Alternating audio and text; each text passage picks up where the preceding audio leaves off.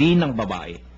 Ngayon, sino po sa 7 ang kikilanlanin niyang asawa sa muling pagkabuhay, yamang napangasawa niya silang lahat?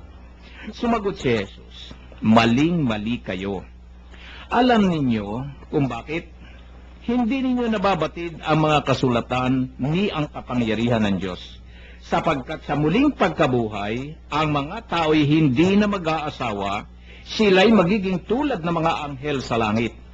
Tungkol naman sa muling pagkabuhay, hindi pa ba ninyo nababasa sa aklat ni Moises ang tungkol sa nagliliyab na mababang punong kahoy? Ganito nasusulat na sinabi ng Diyos kay Moises, ako ang Diyos ni Abraham, ang Diyos ni Isaac, at ang Diyos ni Jacob. Ngunit ang Diyos ay hindi Diyos ng mga patay, kundi ng mga buhay. Maling-mali kayo. Ito po, Kuya Bert, pakaliwanag po rito yung mga katanungan dito, nitong mga Saduceo na ito, tungkol sa buhay na maguli o sa muling pagkabuhay. Pagka ho ang tao'y nawala na rito sa mundo, pumanaw na ho, nawala na ho ng ulirat, wala na siyang alam, sa bandang huli po ay naniniwala na sa muling pagkabuhay ay ano ho ang magaganap.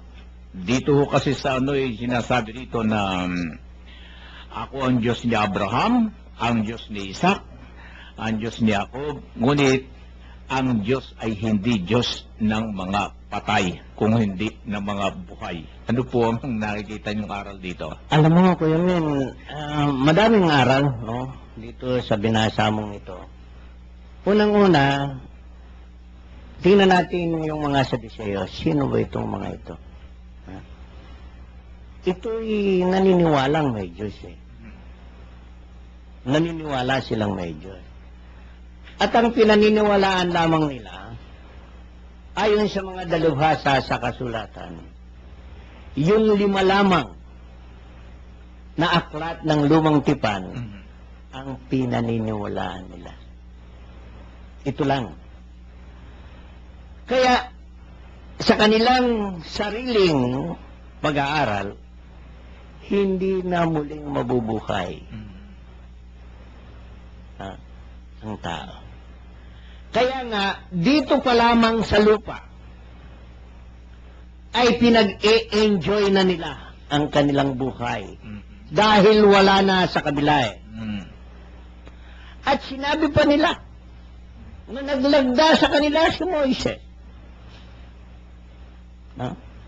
So makikita mo rito, Kuya Min, pare silang mga Israelita, pero may kanya-kanya silang paniniwala. Saduceo, Pariseo at Eskriba, magkaiba yan. Naglagda sa amin si Moises na kung mamatay ang asawa ng panganay, yung susunod sa panganay, ang mapapangasawa hanggang magkaanak. Kaya pala linagda ni Moises ito upang magkaroon ng anak. Yung pamilya nila. Pero namatay silang lahat. 7.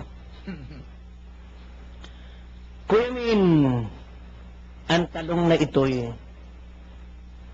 ang sabi nila, sino ang mapapangasawa nila sa kabilang buhay? Kung titingnan mo ang mga salitang ito, Kuya Min, marami nitong nagtataglay sa ngayon eh. Mga hindi kapanipaniwala na naaayon sa kanilang katalinuhan. Kaya yung iba mayroong pangang nakikita mo naman eh. Ang tawag doon, hindi naman revolution, evolution. Na hindi nanggaling sa Diyos ang tao. Di ba? Kasi napakatalino nila. Pero dito maliwanag eh.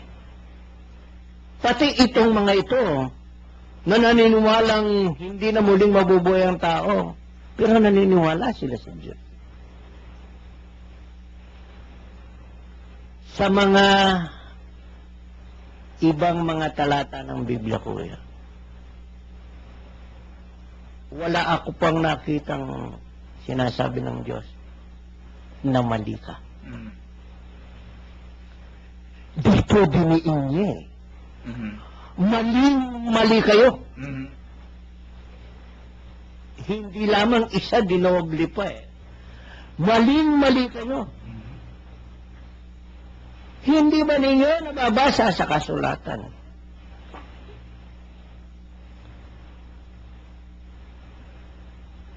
Na pagdating ng araw, so nakalagay na rin ito sa lumang tipan na idol. Mhm.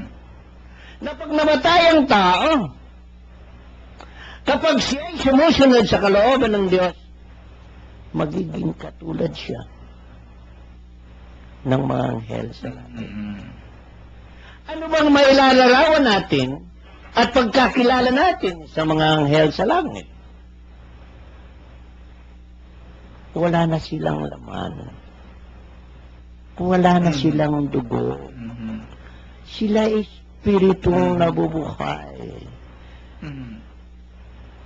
Pinalitan na ng Diyos ang katawang nabubulok na ito at magiging katulad tayo ng mga anghel. Bagamat ang larawan ng Panginoon, na yun din ang kanyang larawan, gayon din ang ating magiging larawan. Pwede tayong pumasok sa mga pader. Mhm. Pwede tayong pumasok saan man natin gusto, sapagkat tayo espiritu, pero nandun pa rin ang anyo ng ating laman. Mhm. Ang anyo ng ating pagkatao. Dahil sinabi ni San Pablo, ang katawang nabubulok na ito ay papalitan niya ng hindi nabubulok. Mhm. Kaya Kuya Min, kung iisipin mo lamang ito, susundin at susundin mo ang Diyos. Napakasarap Mhm. ang maging anghel na katulad ng anghel ng Diyos.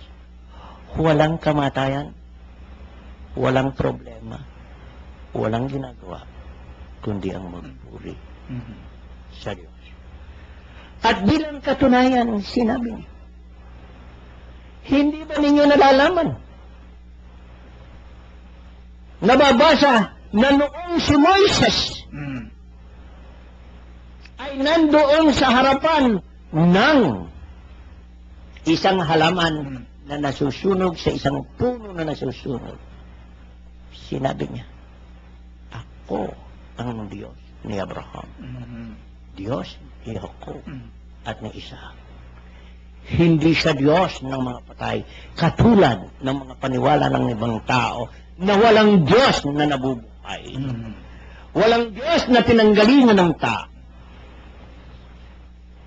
Sana hipuin sila ng Diyos.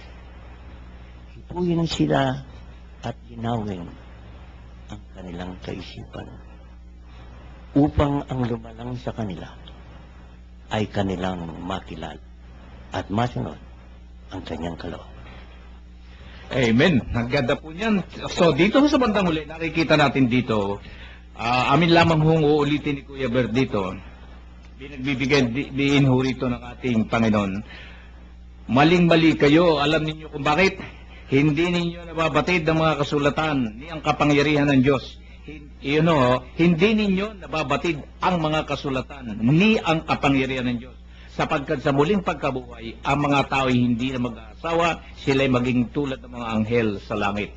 Yun ho, pagka pala ang isang tao, tayo'y nawala dito sa mundong ito, at tayo ho'y sumusunod sa batas ng Diyos, sa muling pagkabuhay natin, ay matutulad pala tayo sa mga anghel. Yun ang sinasabi ko sa iyo Oo. kanina. Oo nga. Ayaw ba natin yun? Yun ang pinananabitan ko, idol, kaya nandito tayo. Yung ikaw ay nakasusunod sa kalooban ng Diyos. Ako ang Diyos ni Abraham, ang Diyos ni Isaac, at ang Diyos ni Jacob. Ngunit, ang Diyos ay hindi Diyos ng mga patay. Ayun. So, dito ho, sa ating susunod, ang pinakamahalagang utos. Nakakarami-rami ho tayo ngayon, Kuya Bert, sa atin nung natutungayan sa Marcos, ang pinakamahalagang utos. Pakinggan po natin mabuti. Narinig ng isa sa mga eskribang naroon ng kanilang pagtatalo. Natanto niyang mahusay ang pagkakasagot ni Jesus sa mga Saduceo, kaya